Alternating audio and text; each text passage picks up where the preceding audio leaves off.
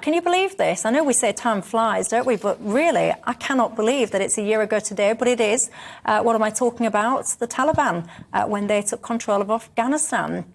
This year, the UK is going to send £286 million in aid to Afghanistan, but the former head of the British Army, Lord Danner, is saying we should be giving more. I mean, Dominique, we all remember the absolute carnage, the scenes there, don't we, in Afghanistan? Yeah. I can't believe it's a year ago, but let's not worry about that. Do you think we're doing enough to help, let's face it, a situation that we helped to create in Afghanistan? Should we be doing more? And is that more money, like what Lord Danner is saying?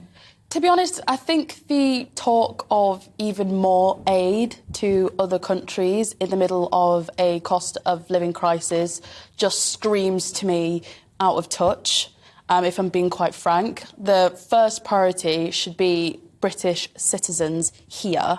And I would understand if we weren't giving any money to Afghanistan at all. But this financial year, we've committed about £280 million to Afghanistan. After the recent earthquake that they suffered, we've sent £2.5 million, and many of that goes to NGOs, much of that money. Even in terms of America, we're not the only country that's responsible for sending aid there.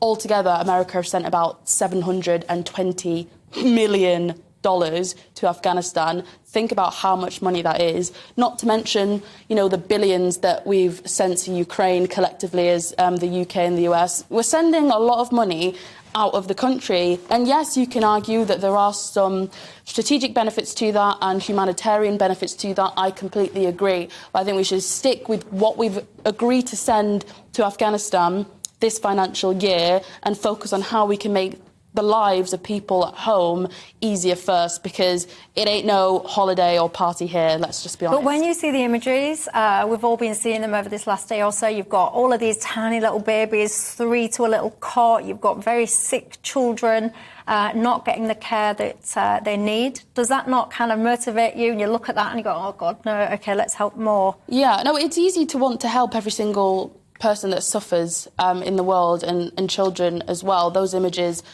are extremely harrowing, but, there's children here that are living on the streets. There's children here that are being beaten, abused and tortured by their parents. There's children here that are starving. You may not see them, but they exist, and they should be our first priority, and I'll always stick to that. So charity begins at home.